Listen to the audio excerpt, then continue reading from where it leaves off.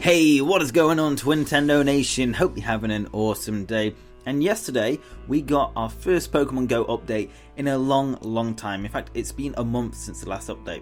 And it actually feels like that because I've not made a Pokemon Go video in a long time as well. I actually played the game over the Christmas holidays with the starter event. Really got back into the game, really enjoyed it. And now that that starter event is gone, the game has got pretty much nothing to keep me playing it. So this new update, again, people were kind of expecting quite a bit, maybe Gen 2 to finally be introduced. That is not the case. However, there are even more hints that Gen 2 should be with us very soon, maybe in the next update, or maybe in a month's time. I'm thinking it might be 2 updates from now when we'll see Generation 2 introduced, so probably around a month's time. So first of all, without going into the APK in more detail, this is what Pokemon Go actually said was in the update. So they said, updated Apple Watch to display eggs obtained from Pokestops, changed distance tracking to better account for GPS drift, and minor text fixes. Nothing interesting at all, except they included minor text fixes, which is kind of becoming a little running joke like it is always in every Pokemon Go update. So what's actually under the surface of this update? Well, the Silph Road, as always, dug into it, found out loads of new things, and first of all, we're going to talk about 38 new moves that have been added. I'm not going to go through every single move, but there's new quick moves and new charge moves. So for quick moves, we have moves such as Counter, Powder Snow, Charge Beam, Volt Switch, stuff like that. And for new charge moves, we have Close Combat, Dynamic Punch, Focus Blast, Aurora Beam, and other moves like that. I think there's a few Generation 4 moves that were introduced then, and Overheat is in a charge move. I think that was introduced in Generation 3. Don't quote me on that, but it does seem like they're not really picking Generation 2 moves entirely, they're just picking moves that will work well in Pokemon Go, no matter what generation they're from. Now secondly, probably most excitingly as well, there are new evolution items that have been found in, which kind of makes sense because there are new ways to evolve in Generation 2 when Gold and Silver were introduced, so this is what has been found in the code.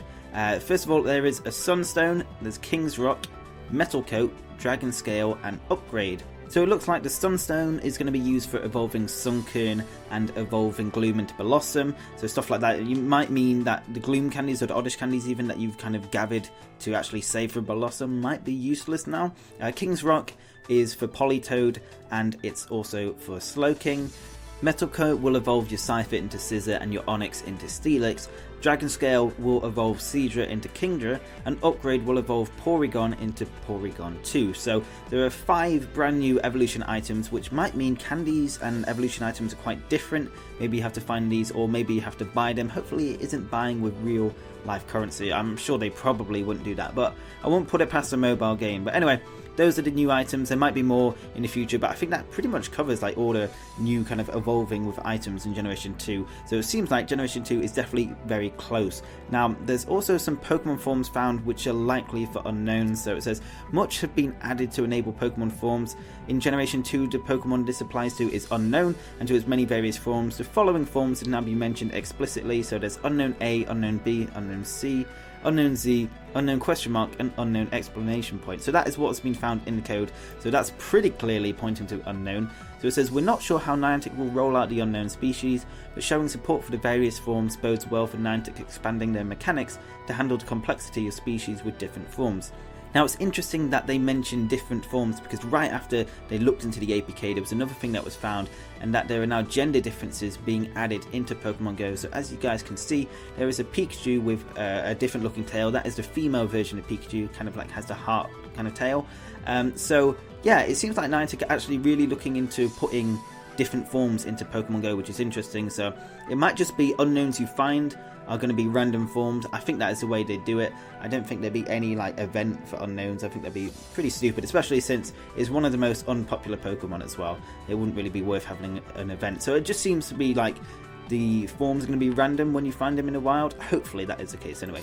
Now next up, not as exciting, it says a new news digest section is coming to Pokemon Go. So it looks like a new top level button may be coming to the in-game menu. Basically it's just an area where you can press a button and it shows you the latest like news and updates that have been added into Pokemon Go. So it's kind of going to make channels like me obsolete maybe, hopefully not.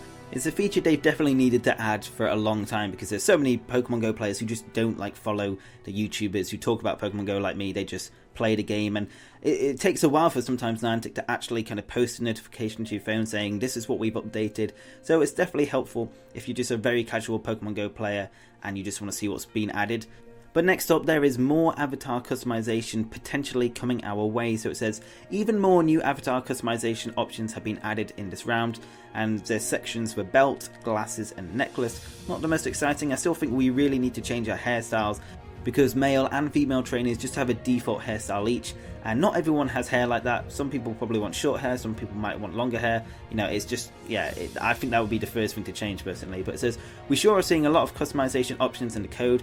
Can't wait for them all to actually make it out so our travellers don't all look like the same two folks. Completely agree with that, as I said. I think they might have included more avatar customizations in other updates, they just haven't been made live yet. So yeah, I will probably have to check that as well. But I think that is the case. I remember more avatar customization was mentioned in a previous update.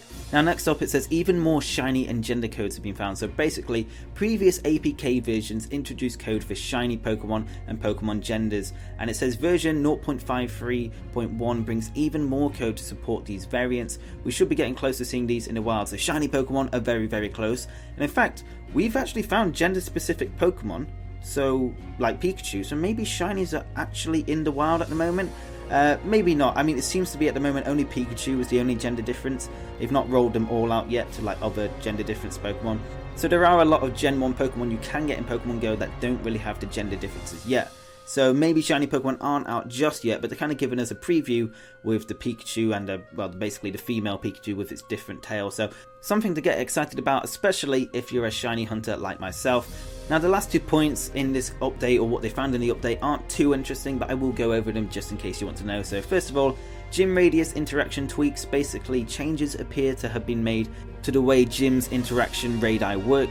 Likely nothing major, but there have been definite new additions to gyms to apparently better handle the radius. It kind of goes a bit over my head, but I guess it just means how the radius of gyms work in terms of where you are on a map and maybe how you kind of activate them. Maybe, I think that might be what it's saying. And the last one is large debugging tool. So a new system seems to have been introduced for debugging purposes.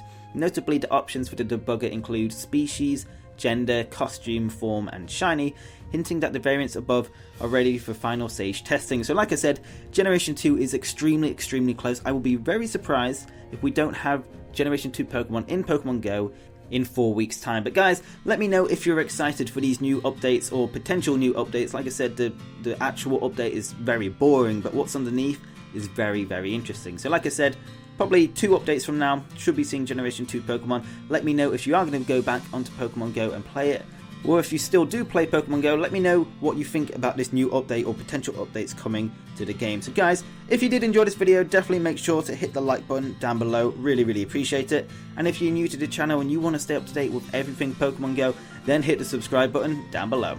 Anyway guys, thank you very much for watching, hope you have an awesome day, and I will see you on the next video. Peace!